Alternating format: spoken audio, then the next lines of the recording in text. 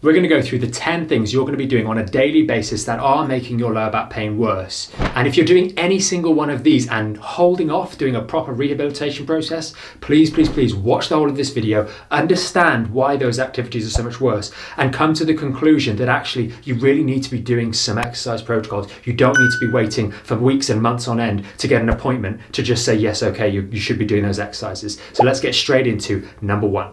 Before we get into it, we're going to go through each one of these particular activities and break down just why they're putting stress on your body, why they're not good for your back, and why really, no matter what's going on down there, they are problematic. We want to help you guys understand exactly what we're saying, rather than have a video where you just say, don't do this because it's silly.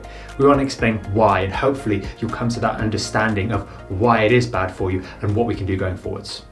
Let's start with the simplest one of all. Getting up off the toilet seat, getting up out of bed, or getting down or up out of the dining chair. This activity is a squat. It's a squat that invariably when people have back pain is done with bad technique. It's done in a way that compromises the lumbar spine. It's done in a way that has poor movement patterns, and you're doing it every single day. And if, again, with any of these examples we go through, if you're doing any of these, why are you not doing a proper protocol instead or in adjunct to these activities? Let's go through with the spine what is happening when you're getting up and down off these chairs. So if we've got the classic aching across the lower back, we've got some glute pain or hip pain, or we've got some symptoms of sciatica down the leg, or some amalgamation of all of those, or some of them, then the chances are it's coming from this lower section of the lumbar spine, the 4-5-5S1 region. And whether we've got degenerative disc disease, whether we've got a minor disc bulge, whether we've got a minor strain of some of the soft tissues in that region, all of these tissues and injuries will be aggravated when you're going through the squat. Because what's happening is, all too often we're leaning forward, so we're rounding that lower back, driving more pressure through the discs here, weakening the structures that are injured on the back here, and making the problem worse as we get in and out of that chair. We typically put our hands on our legs and lean forwards as we come up, or we come up with very poor form and poor core engagement. So it makes sense, why are we not learning to do that properly? Because we're going to be doing a squat, essentially, every single time we do one of these activities. Every morning, every night when we go to bed, every time we're up and down off the toilet seat, and at least 3 or 4 times a day when we're having meals. Number 2, you're going to be doing a couple of times a day, and that's going to be the cooking and the washing up. And you might think, well, look, I'm just standing there. Why is that a problem? Well, it's because of levers, and this is the big thing that you're just not aware of if we're just waiting to speak to someone. If we're waiting for 6 or 7 weeks, we're doing these sorts of things where we're slightly leaning over because the work surfaces tend to be a little bit lower down. So we have to lean over them, and you'll probably find that your back pain gets worse when you're doing the cooking or the washing up at the end of a meal. It's because you're putting more stress through those structures. Again, why, if we're willing to put more stress and strain through these structures, are we not willing to do a dedicated, specified rehabilitation process that's done very, very safely and done in a progressive manner, starting off with the least strenuous activities and building up to some more strenuous ones later on? Very important. Let's go through what's happening again with the spine. So the spine, in order to balance effectively, should have a nice smooth curve through the lumbar spine, an opposite bending curve through the mid-back, the rib cage, and then one in the neck. And these bones should line up on top of one another. Nice curve, nice curve, nice curve. Center of mass over the top. When we're doing the cooking, and we tend to be there for maybe 5 minutes or so, maybe we're chopping up some vegetables, maybe we're over the stove, maybe we're doing the washing up over the sink on that lower countertop, our body leans forward slightly. And it's not massive, but it's enough to take the center of mass substantially forwards, and that increases the load on these tight muscles down here, it increases the load on these injured structures down here, and it increases the load on the muscles down the bottom, and all of that is going to serve to increase aggravation of the fundamental problem. Again, do we really need to wait for those 3 weeks to know that we've got an injury down here and then get the okay to do the exercises? You're already doing activities that are straining these structures down here. Number 3 is going to be going up and down stairs. Again, an activity that puts more load on one limb over the other. Yes, we've got a bit of support, but involves us actually, when we're doing it properly, should be engaging that core, engaging that midsection, standing with good posture, and then driving through one limb over the other. We need practice with these. The other thing to bear in mind is, unlike the previous examples, this is asymmetrical. We're putting weight through one side and then we're putting weight through the other. We need to learn to stabilize that midsection as we're doing this simple task. The next one, you might think, oh, well, I've got to do this. And with a lot of these activities, you're going to have to do them on a daily basis. There's no really working around them, but we're going to do them anyway, is the important thing to know. And this was walking the dog. Walking the dog, you might think, well, I'm upright. What's the problem here? Well, there's 2 risks with walking the dog. Number 1 is that the dog depending on how well behaved they are, could decide it wants to go left when you want to go right, or chase a leaf. That might lead you being pulled off in a funny direction very quickly. That's going to spell disaster for your lower back. But if you've got a more well-behaved dog, that's great. The action of picking up after them, however, involves you going down onto the ground, hopefully with good form, hopefully with your core engaged, but inevitably that's not often the case, and we end up rounding that lower back, putting stress through the lumbar spine and stressing those injured structures. Again, if we don't know what they are, we're going to be doing damage, whether or not we know exactly what's being damaged or not. Number 5 is emptying the bins. We're going to be taking the bins outside, a heavy bag that we're going to be lifting, moving it outside to the bin, and maybe we're taking the bins out to the front of the road for collection on that once a week or once a fortnight basis. That's going to involve us lifting weight, dragging one of those bins around the back garden or the back gate and lifting something that really we shouldn't be doing, or at least bearing in mind that this is going to put a good degree of stress on the back. And activities like this are really important because all too often we'll start a rehab program and we'll find that maybe some point later in the day our back's a little bit sore and you think, well, I haven't done anything different. But we forget to say, look, you know, I just lugged a whole bin with a week's worth of rubbish round the side gate to the front of the house.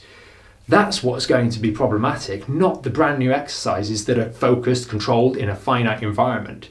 We really need to think about these things and look at all these other tasks, and hopefully by now you've probably noticed there are a few of these tasks that you're doing on a daily basis and go, maybe that's not quite so good for me. That's halfway through. We're going to get into the second half now, and these are going to be even more simple. They're really, really simple activities that you're doing on a daily basis that are going to be putting strain on your body. And again, as we said at the start of this video, have a real think. If you've been putting off doing any proper specified protocols to help your back, like the things we talk about in the Back in Shape program, then really take a second thought and say, hey, look, I'm already doing these things. I've done 4 out of the first 5, and I'm probably going to do a good few of the next 5 as well.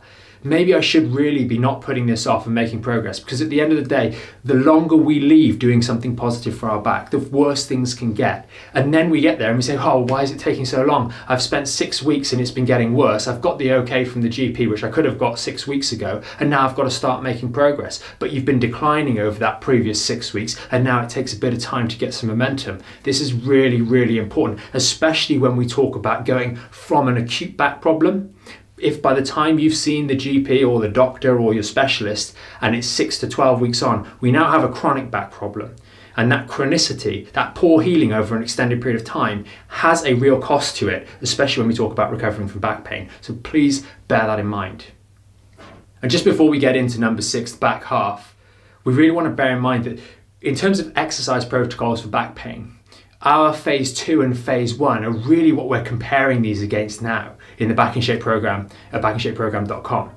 These exercises in that phase 1 and phase 2 are going to be less strenuous than all of these activities that I've discussed today. Most certainly phase 1 and really phase 2 as well. So just bear that in mind and give yourself a little bit of reassurance that actually making that first step, that tentative step into doing something proactive to help your back is the right move. It takes a bit of time, but you're doing something that's going to help you.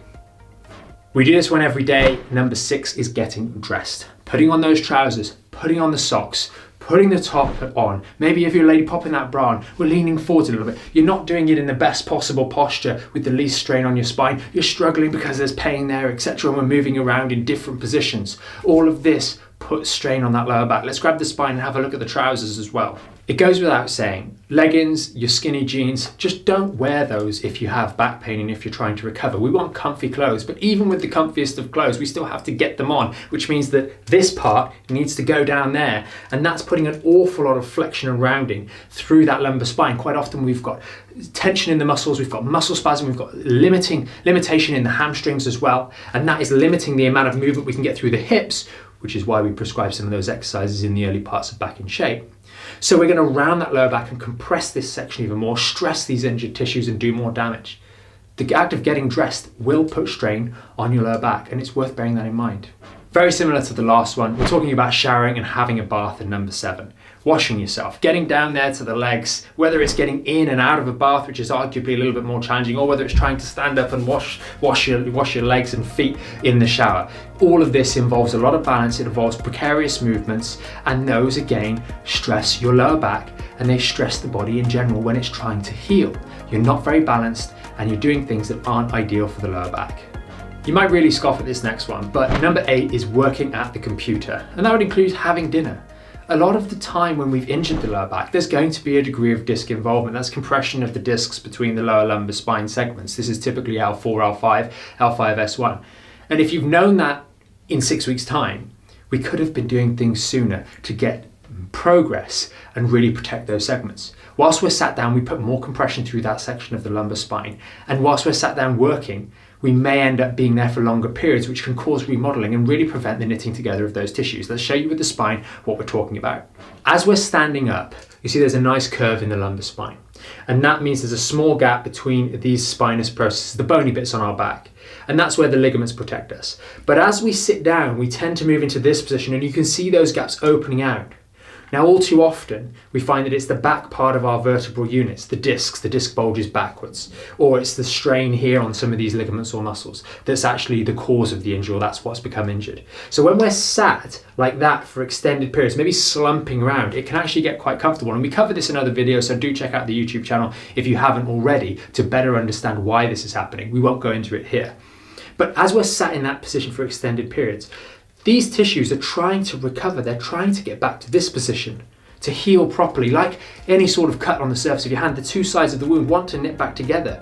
But you're sat there for 3 hours doing a study, or trying to sit there for a long period of time, but the back pain's probably bothering you, and you're stretching them out, preventing them go through the appropriate healing process. And if we don't know this, and we go on again, as we've mentioned numerous times in this video, without doing the right sort of things and making this worse, it can lead to more challenges when we do eventually start doing the right sort of exercises, which we could have done from day one. Washing your face and brushing your teeth. It's often the very first thing we do in the morning, and really it's one of the most challenging activities. We're bending over to brush our teeth at the sink or wash our face. What is that doing? It's creating a nice long lever through that lumbar spine that's going to compress those injured structures at arguably, in the morning at least, a very vulnerable time for those with lower back injuries. Everything's a little bit more sensitive at that time of day, and therefore bending over to do that activity is going to be putting more stress through the spine, let alone if we're bending inappropriately and we're bending and rounding our lumbar spine. A lot of people, when they have back pain, they struggle with a hip hinge. If you're not aware of this because we haven't started doing exercises to work on this, then we're going to be inadvertently bending over to clean our teeth and wash our face every morning in a bad way, which is going to worsen the recovery process and really act as a barrier to getting better. Last but not least, number 10 is emptying and loading the dishwasher. A great one for really herniating those discs. It involves two critical movements. It involves a forward flexion, which compresses the spine, and a nice twist as we try and stick that last plate right at the back. Now, this is an awful activity, and the amount of times people will do it anyway, because you have to do these things in spite of not doing the rehab program. So there you have it, that's the 10 things. Let us know in the comments, how many of those were you doing? Were you doing all 10? Were you doing 8 of them? Were you doing 5 of them? And have you been avoiding doing some proper rehab routines for your lower back pain in spite of doing these things? I hope this video hasn't put you in a worried state of mind. It's there to just highlight the fact that why are you artificially stopping yourself from doing what will make you better, what will help your back, when really you're doing so many other things that are so much more challenging. And the second thing to note is that when you do start doing some of these correct exercises, you've got the guidance of a practitioner or practitioners, or your GP or your doctor or your physio, or if it's one of our programs, we've put them together because we know the stresses of the lumbar spine, we know what tends to bother people, and we know how these things work, and more importantly, how they get better. We've staged the Back in Shape program to make sure that those phase 1 exercises are safe, and every single one of these activities that we've mentioned will put on vastly more stress and strain than the phase 1 exercises in the Back in Shape program. They will put substantially more strain than the phase 2 exercises in the Back in Shape program. Maybe when we get to phase 3, we're starting to get on par, but with the right education and the right understanding, like we've tried to do to a degree in this video, you'll start to understand what you should be doing, why you should be doing it, and you'll actually find that those activities that we've discussed today in these 10 topics will really become better in of themselves. You'll be more aware of how you should be getting up and down off the toilet seat. It sounds simple, but it makes a big difference. And if you've got the education around there, then you're really going to improve your back recovery process. We don't want back pain to become chronic. and waiting months, weeks on end to get some imaging to tell you should have started your rehab 6 weeks ago, whilst also doing these activities, is a real frustration for me, because it means people take longer to actually make that progress. So I hope this video has at least spurred you on to say, do you know what, I can do a rehab program.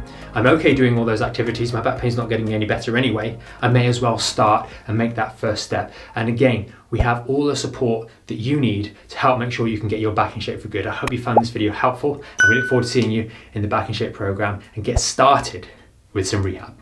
If you want to learn more about the premium Back in Shape membership, there's going to be a video somewhere underneath here. And if you want to stay up to date or tune in to some of our more recent live streams and the Q&As at the end of those, then that's going to be down here. And remember, you can subscribe to the channel up here and hit the notification bell to make sure you know when we next go live, so you can join us for our next live stream and Q&A.